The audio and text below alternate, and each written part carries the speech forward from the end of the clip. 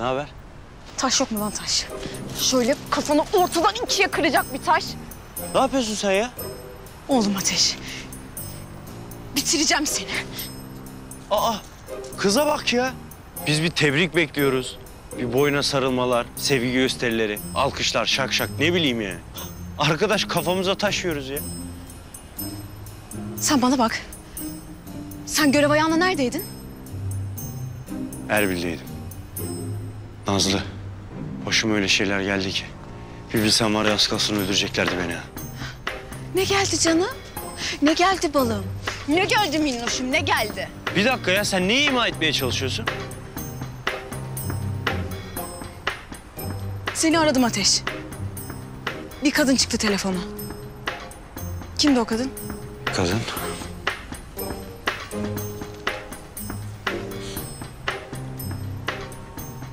Nilüfer. Kim o Nilüfer kim? O zaman Ebru. Ateş bak ben çok ciddiyim. Ben de ciddiyim. Kimdi o zaman o kadın ya? Beni öldürmeye çalışan bir kadındı. Harika. Çok sevindim çünkü en azından bu konuda yalnız değilim.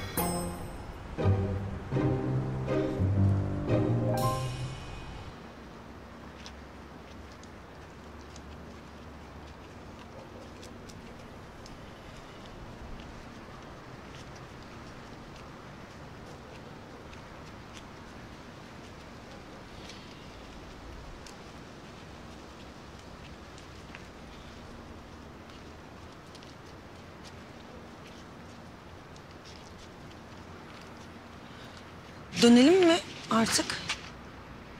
Dön tabii. Nasıl? Yani dönelim evet.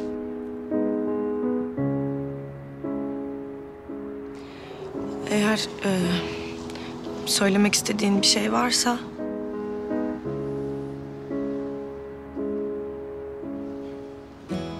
Var. Ne mesela? Söylemek istediğim çok şey var ama...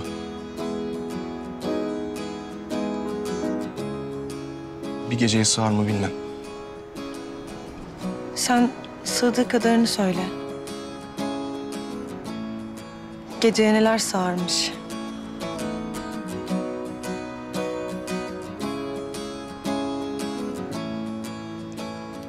Seni çok özleyeceğim.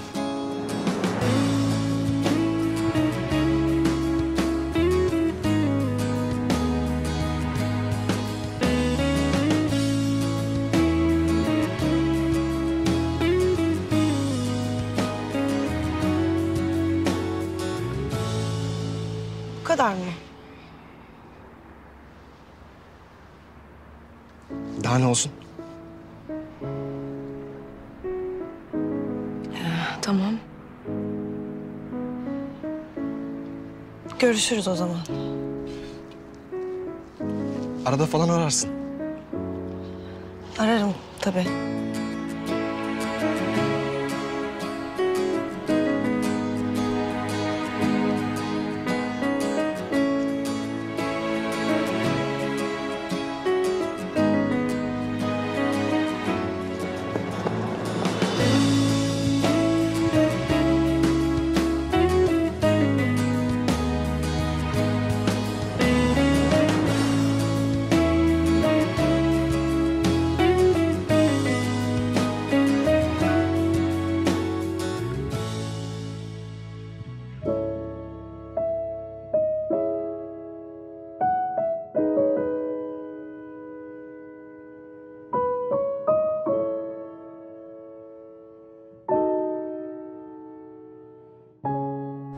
Az daha geberip gidiyordum ya. O kadın benim telefonumu ne ara açtı? Ben nasıl uyanmadım ya? Bak Ateş doğruyu söyle. Ben zaten doğruyu söylüyorum. Atma be. Senin işin yalan söylemek zaten. Sevdiklerimize değil herhalde. Kime? Sevdiklerimize, silah arkadaşlarımıza, kardeşlerimize, komutanlarımıza. Komutanlarının kızlarına. Evet, komutanlarımızın kızlarına. Ya bir dakika ya. Sen gene beni kıskanıyorsun herhalde ya. Öyle şeyler oluyor sanırım ha, değil mi? Yani Diyelim ki kıskanıyorum. Ne olacak? Nazlı, bak benim adım boşuna ateş koymadılar. Yanarsın, beni de yakarsın. Diyelim ki yaktılar. Ne olacak? Yanmak mesele değil. Bizim işimiz bu. Ama seni de yakarım. Diyelim ki beni de yaktılar. Ne olacak? Yalnız bunlar çok tehlikeli hareketler. Yani korkuyorsan Korksam burada durmazdım.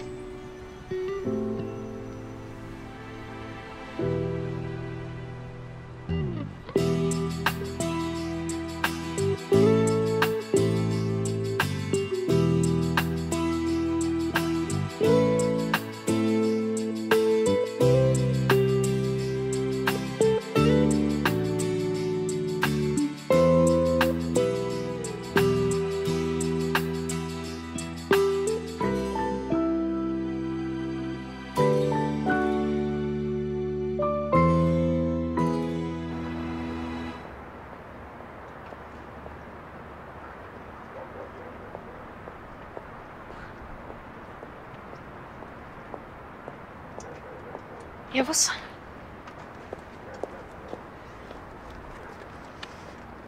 Hoş geldin.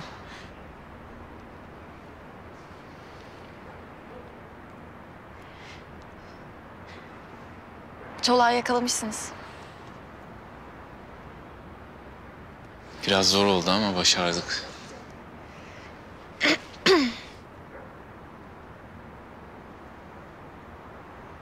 Sen gerçekten gidiyor musun? Telefonda şaka yapar gibi bir halim mi vardı? Diplomamı elimden aldılar. Karabayır'daki işim bitti. Bahar, bugün çok kötü bir zamanda aradığında. Ben gerçekten çok üzüldüm. Sen birinin hayatını kurtarmaya çalıştın. Karşılığı bu olmamalıydı. Sen sevgilinim, Merve hayatını. Ben de işimi kaybettim. Neresinden bakarsan bak en az zararlı benim. Şikayet etmeye hakkım yok. Öyle deme, sıradan bir meslek değil.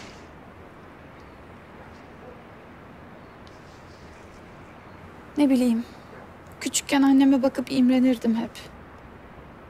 Ama doktorculuk oyunu buraya kadarmış. Karabayır macerası da bitti ha.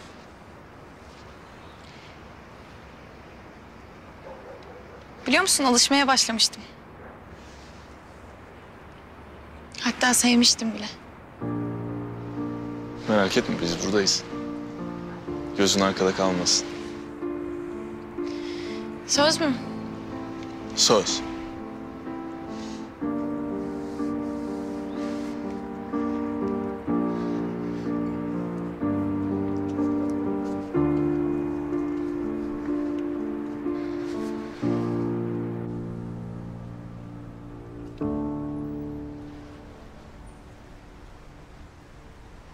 Ben artık gideyim. Ben de gideyim. İyi de yani şimdi ne oldu ki böyle? Bilmem. Ya Ateş bir şey söylesene. Sen bayılmadığıma dua et.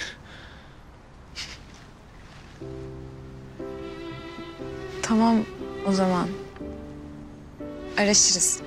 Konuşuruz. Tamam. İşte tamam abi araşırız, konuşuruz. Tamam. Gideyim o zaman.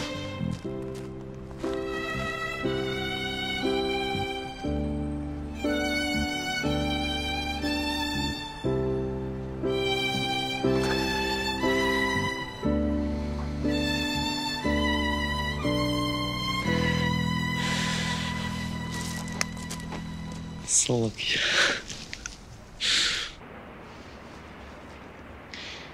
Belki tekrar gelirim. Belki ben burada olmam. Belki İstanbul'a gelirsin. Belki gelemem.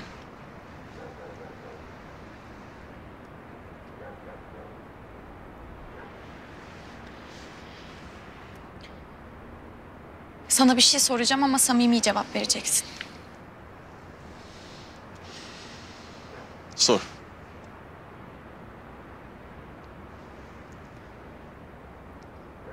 Benden hiç mi hoşlanmadın?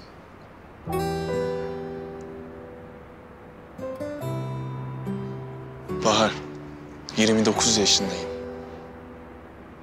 Hayatımda senden hoşlanmayacak bir erkekle tanışmadım hiç.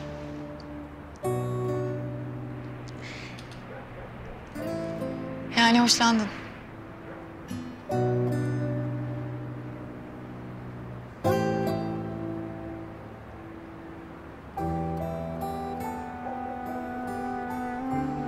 Şartlar başka olsaydı...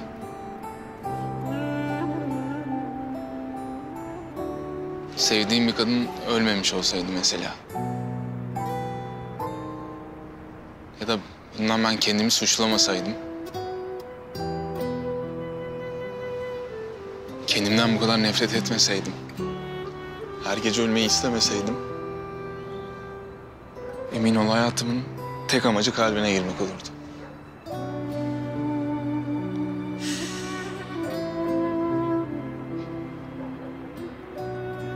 Biliyorum.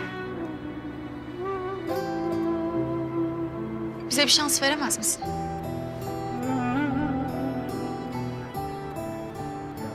Bahar, sen çok güzel bir kadınsın. Akıllısın. Cesursun. Hayatını benim gibi bir adamın seni sevmesini bekleyerek geçirmemelisin. Seveceğini bilsem sonsuza dek beklerim. Seveceğimi bilsen denerim. İnan bana, ben buna değmem. Bırak da kimi seveceğime ben kendim karar vereyim. Tamam neyse şansımı denedim. Ya istiyorsan tokat falan atabilirsin. Ne diyorsun? Şarjörü bile boşaltırım. Gel buraya.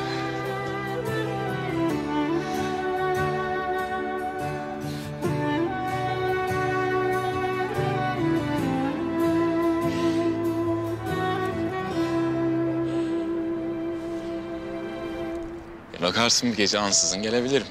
Benim gibi güzel bir kızın sonsuza dek bekleyeceğini sanıyorsan yanılıyorsun. Her şeyi öğrendin. Bir özel kuvvetçiyi hafife almamayı öğrenemedin.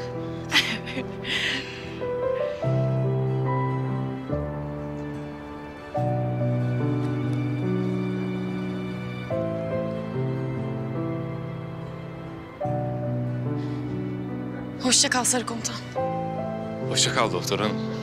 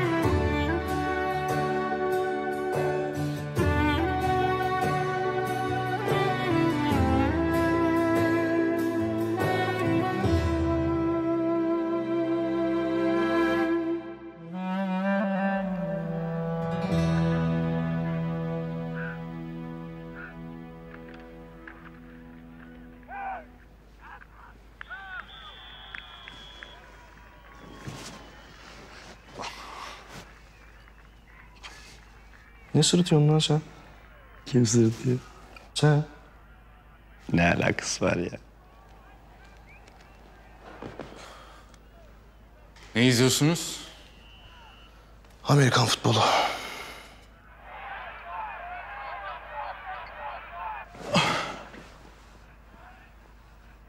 Şunun kurallarını da bir öğrenemedim gitti ya. Ne kuralı komutan ya? Gol atıyorsun işte.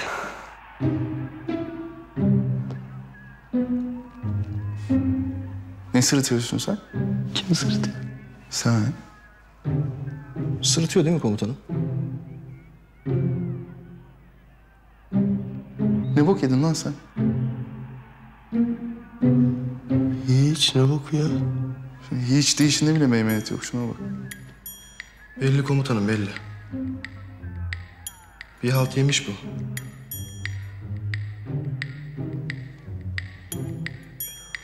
Ben yatmaya gidiyorum ya.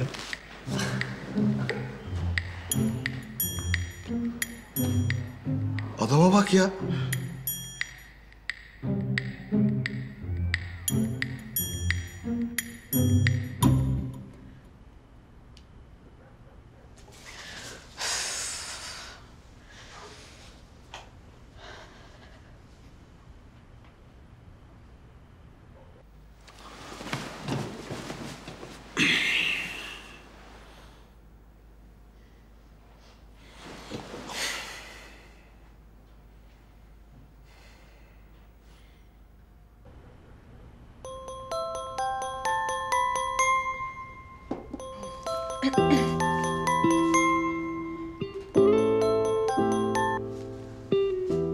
Alo, Ateş.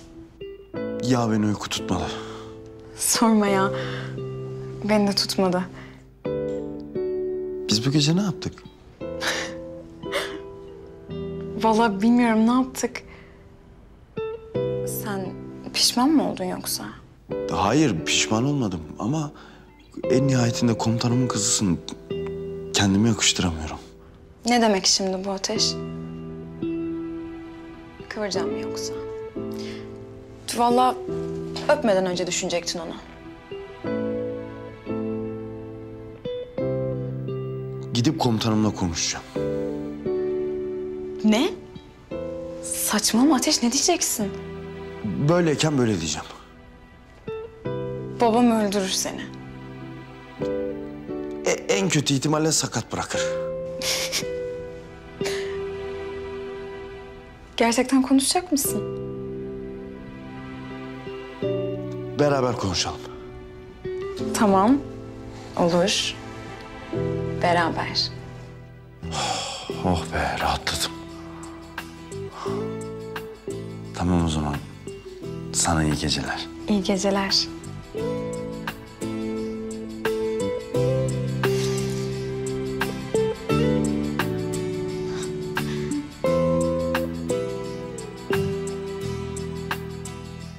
Sakat mı bırakır, öldürür mü acaba?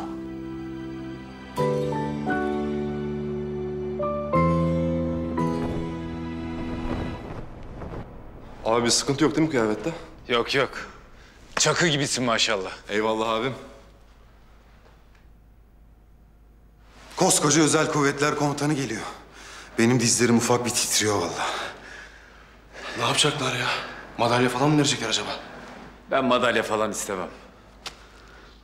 Ya tamam da komutanım bir madalyamız olsa anamıza götürsek böyle baksa gurur duysa kötü mü olur yani şimdi? Ya koçum, istediğin madalya olsun. Ben sana Şampiyonlar Ligi kupasını kapıp geleyim. Anacığından kıymetli mi be? Gel. Vallahi onu bunu bilmem de ben bayağı heyecanlıyım ya.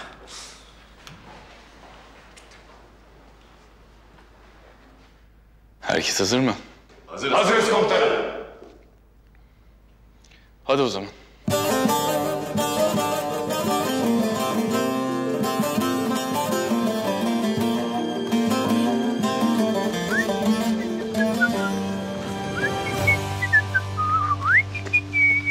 Ateş, Güler Hanım.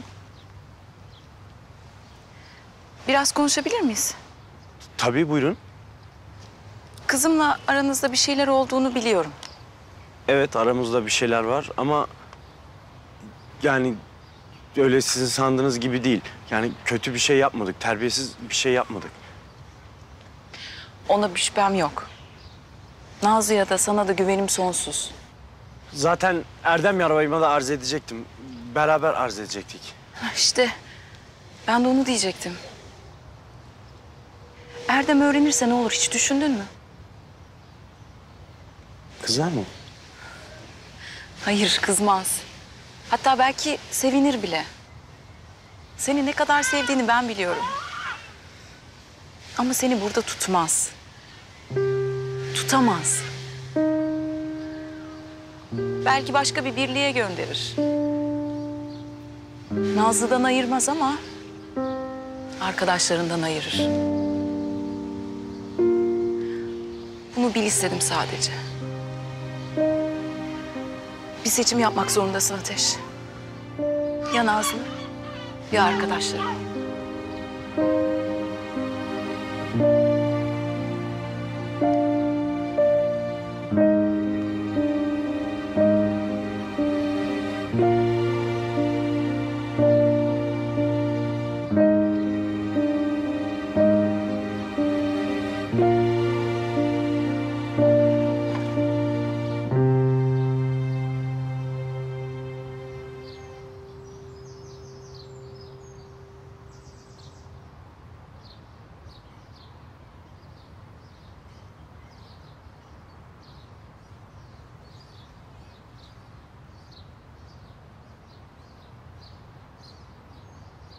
Allah Allah.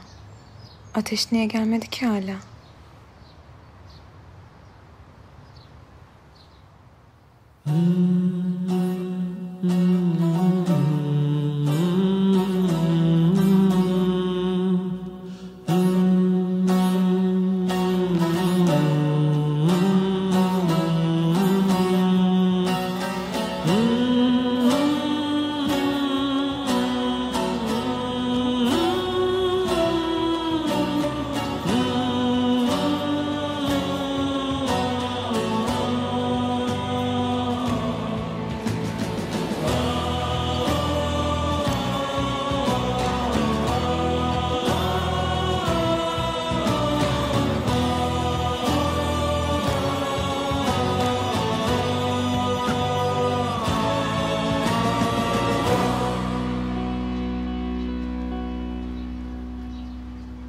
Ateş!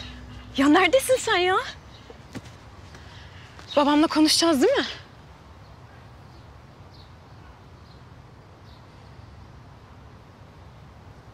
Ateş ne oluyor ya?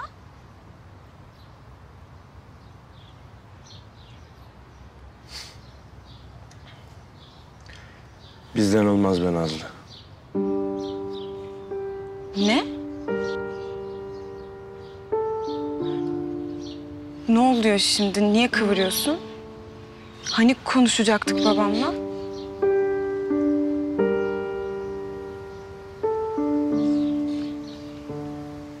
Sen benim komutanımın kızısın. Bize yakışmaz.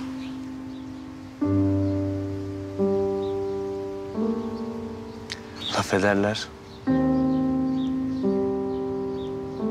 Söz ederler.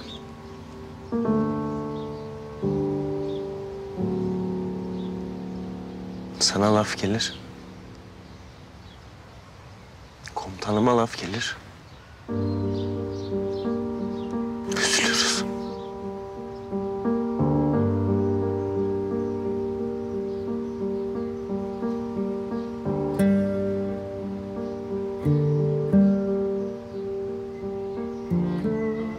Ya Ateş ne oluyor ya? Neyin lafı? Neyin sözü? Ne değişti şimdi? Fazla uzatmayalım Nazlı. Bizden olmaz.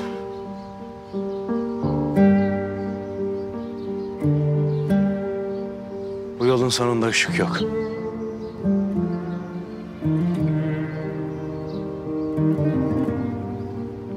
Simsiyah, kapkaranlık.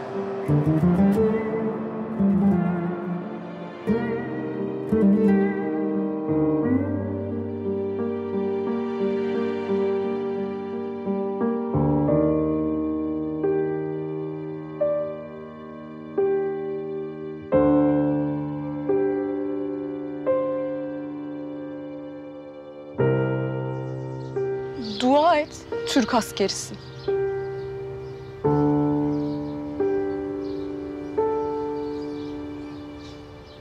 Dua et. Göğsünde taşıdığın o Türk bayrağına hürmetin var.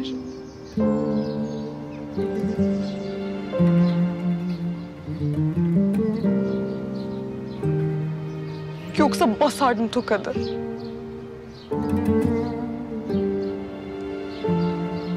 Alacağın olsun Ateş. Yazıklar olsun.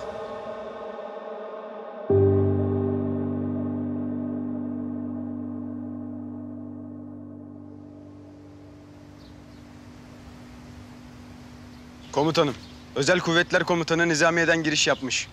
Eyvallah.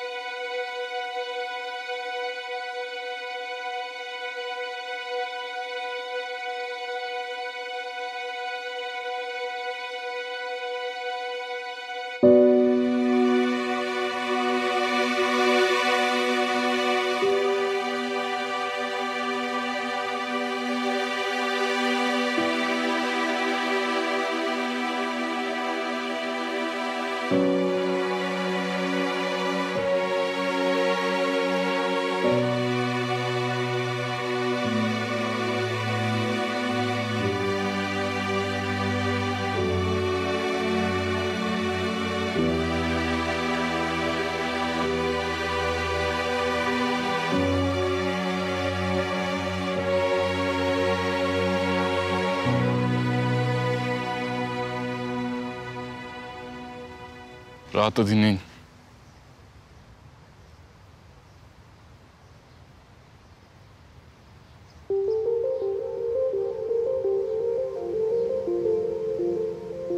Kardeşlerim.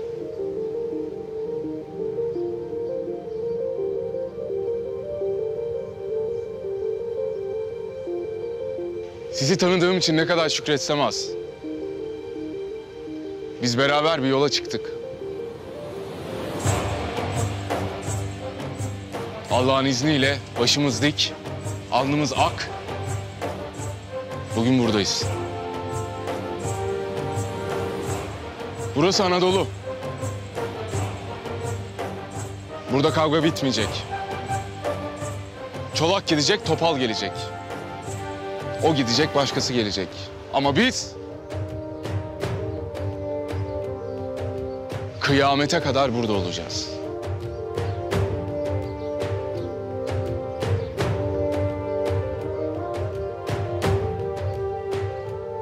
Vatanımızı ve bayrağımızı savunuyor olacağız.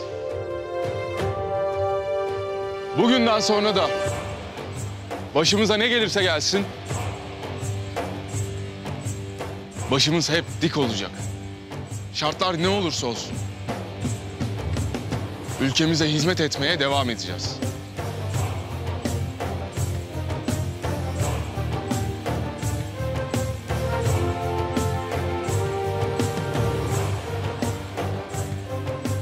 Tim komutanınız olarak sizi tebrik ediyorum. Sağ ol!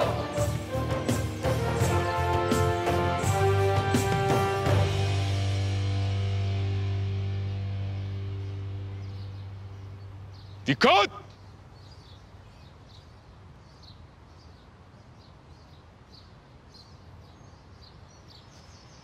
İleri bak! Rahat.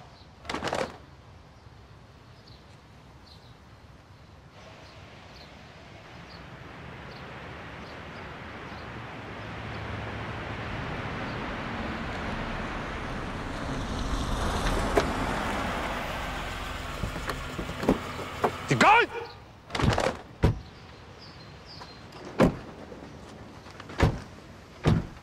Özel kuvvet timi emir ve görüşlerinize hazırdır komutanım. Teşekkür ederim. Sağ ol.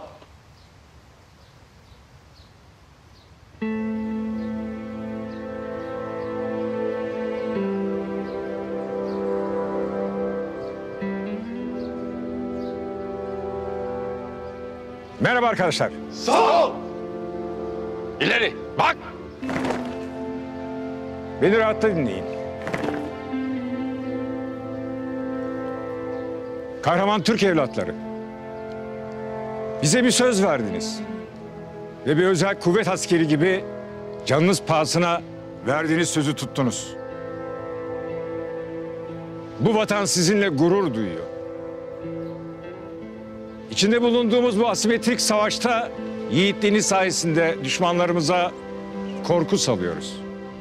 Yapmış olduğunuz bu fedakarlığı gösterdiğiniz kahramanlığı, vermiş olduğunuz kararlı mücadeleyi bu ülke asla unutmayacak. Bir özel kuvvetçi kimseden alkış beklemeden görevini yapar. Ardına bakmaz. Vazifesi ne emrediyorsa onu yapar. Bir özel kuvvetçi kimsenin bilmediği bedeller öder. Özel kuvvetçi kan kusar, kızılcık şerbeti içtim der. Doğru mu? Emredersiniz komutanım.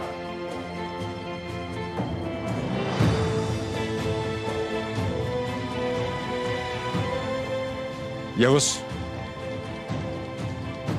seni ve timini tebrik ederim evladım. Sağ olun komutanım.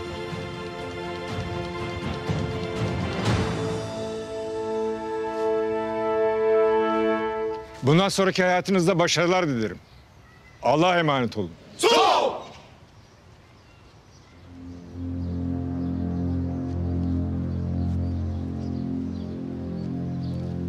Erdem, böyle olmasını istemezdim. Ama emir büyük yerden.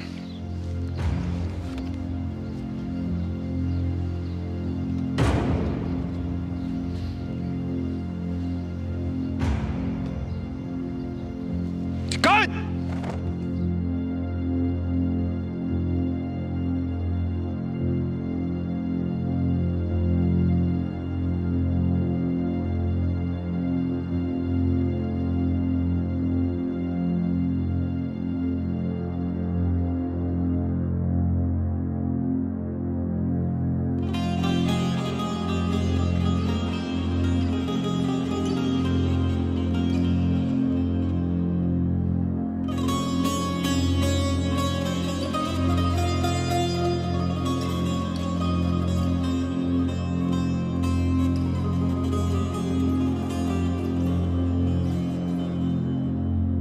Nereye bak?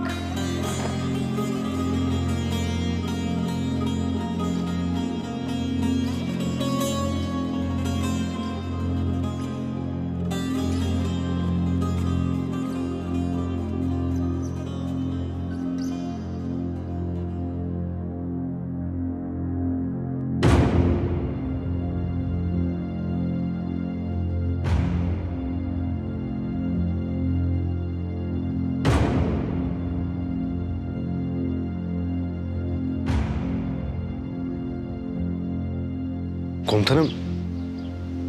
Yoksa yeni görev emri mi?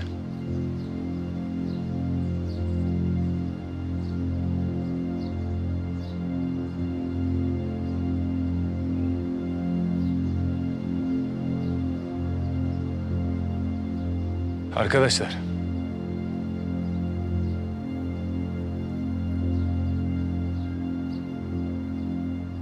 Hepinize sivil hayatınızda başarılar dilerim.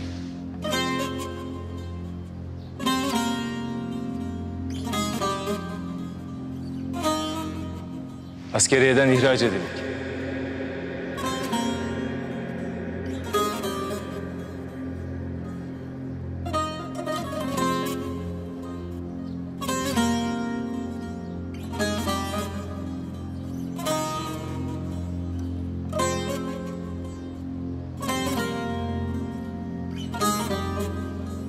Ne diyorsunuz siz komutanım? Nasıl olur? Uluslararası hukuku ve iç hizmet kanununu çiğnediğimiz için silahlı kuvvetlerden ilişiğimiz kesildi.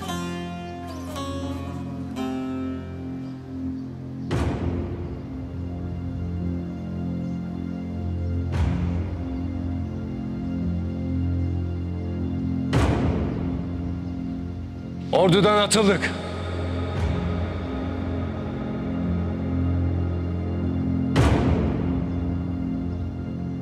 Komutanım. Şaka mı bu? Yalnız böyle şaka olmaz.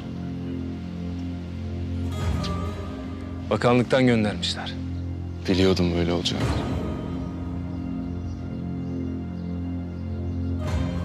Yapmayın komutanım. Ne olur. Komutanım, bitirirsiniz bizi. Yapacak bir şey yok beyler. Emir böyle.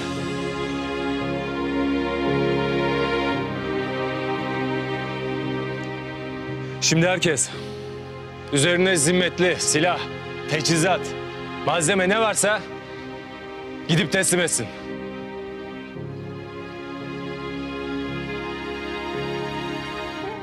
İlişik kesme işlemlerine başlasın.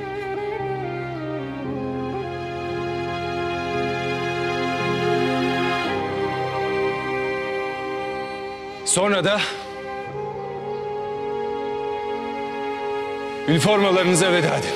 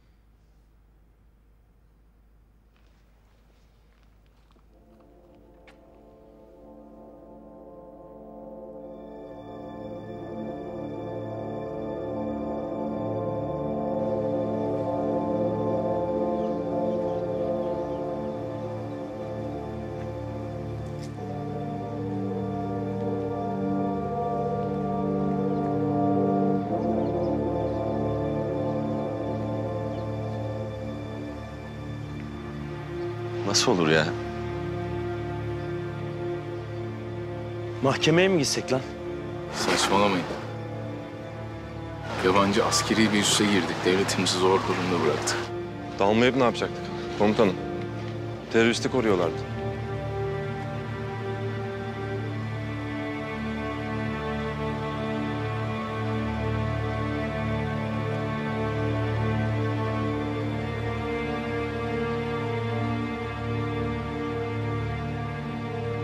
Kimse sesini çıkarmasın.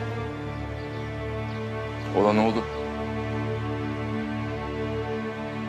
Komutanımın da dediği gibi. Emir böyle. Biz vazifemizi yaptık. Biz bu ülkenin hizmetkarıyız. Ne emrederse onu yaparız. Gel derler geliriz. Git derler gideriz.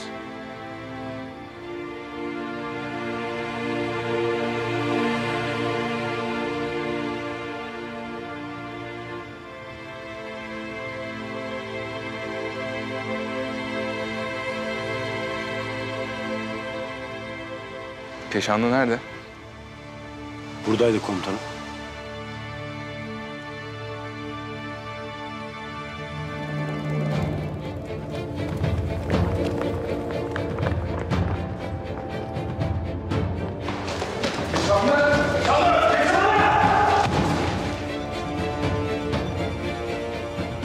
Keşanlı.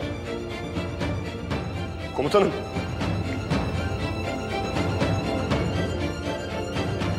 Keşanlı. Yaklaşma komutanım. İyi misin? Yaklaşma komutanım! Ne yapıyorsun oğlum? Ben yaşayamam komutanım.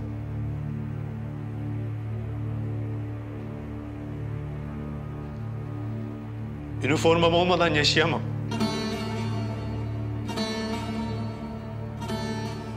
Göğsümde Türk bayrağı olmadan yaşayamam.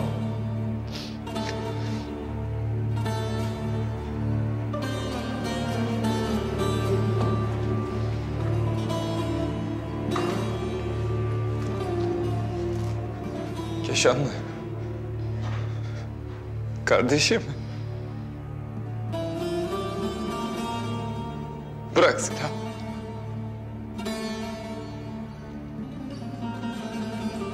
Anamın yüzüne nasıl bakarım ya?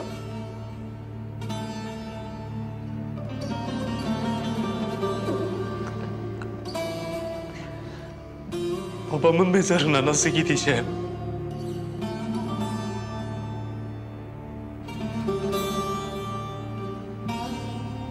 Türk bayrağına sarılı tabutum olacaktı benim.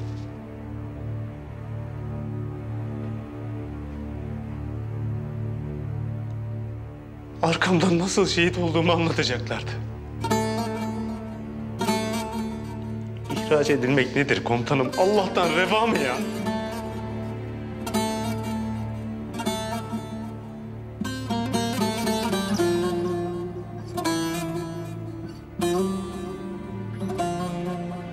Benim canımın ne kıymeti kaldı? Benim ne kıymetim kaldı komutanım? Şehit oğlu şehit Mücahit Ser'den geçti. Geçemedi. Geçemedi.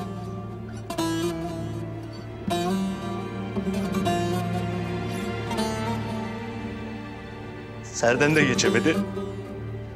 İhraç edildi.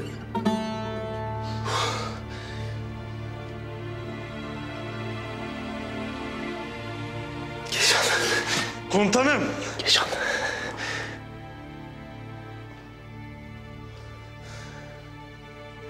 Sen Keşan'la mücahitsin ulan. Sana yakışmaz. Yapma.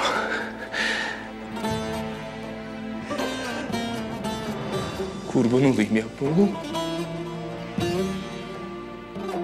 Almasınlar komutanım. Canımı alsınlar.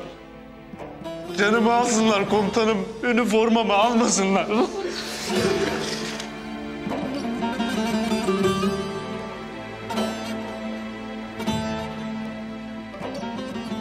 Sevmek bana bir tek şey öğretti.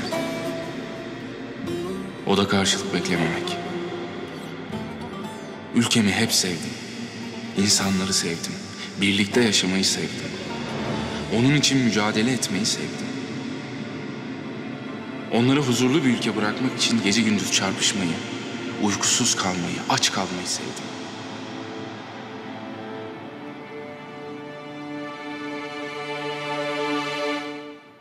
Karşılığında hiçbir şey beklemedim. Rahat bir vicdanım oldu. Ödüllerin en büyüğü. İnsan başka ne ister ki? 29 yaşından sonra yeni bir hayata başlıyorum. Sivil bir hayat ve benim hiç bilmediğim bir hayat. Tedirginim açıkçası. Huzur benim gibi bir askere hiç iyi gelmez. Anca depresyona sokar. Olsun. Yine de ülkem için en güzeli neyse o olsun.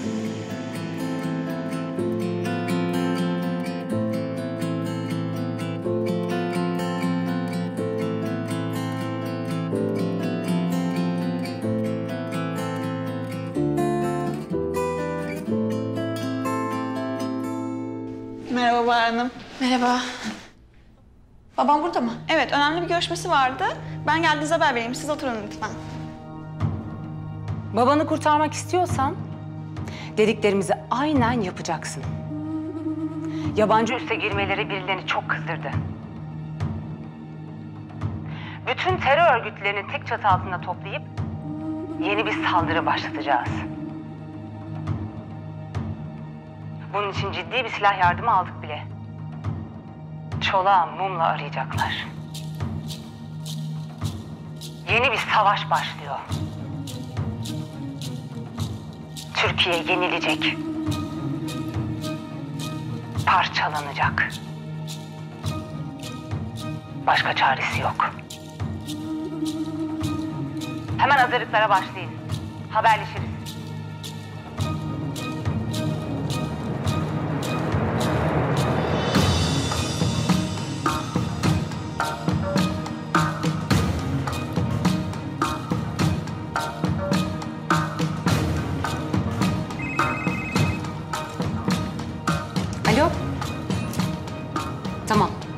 Kızınız gelmiş efendim.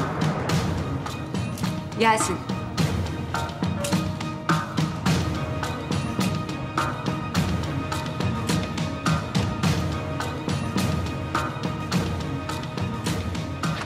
Sizi bekliyorlar.